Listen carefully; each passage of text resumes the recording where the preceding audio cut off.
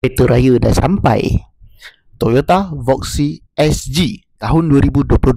Yang ni adalah model 8 seater, ada 2 power door, dan yang paling utama yang ni adalah model baru, yang ni RA90.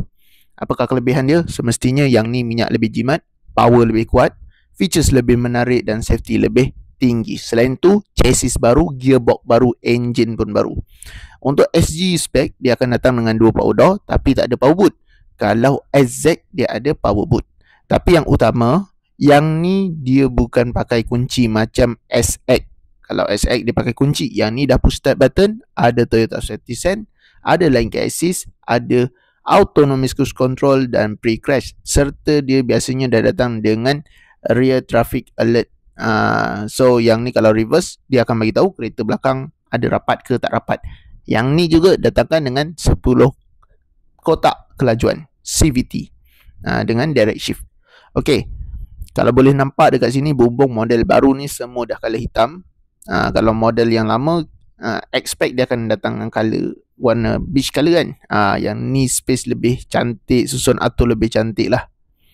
Yang paling utama adalah yang ni walaupun spek pertengahan, dia dah datang dengan pengaturan pemanduan. Maksudnya dia dah datang dengan Toyota Safety yang lebih advance daripada model sebelum ni.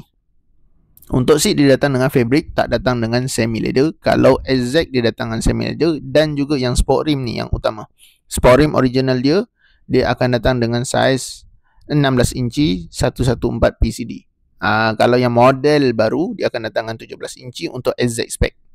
Yang ni engine dia pakai dah banyak model pakai. Harrier baru dah pakai, Toyota Innova Zenith dah pakai, dan model Toyota Voxy dan juga Toyota Noah pun juga turut pakai. Walaupun 8 seater pada saya cukup membaloi sebab safety dia dah dipertingkatkan dengan ada 6 airbag. Kalau model sebelum ni kita datang dengan 3 airbag saja. Okey, itu saja. Yang berminat boleh WhatsApp saya. Jangan lupa 0177145604. Okey, bye bye. Assalamualaikum.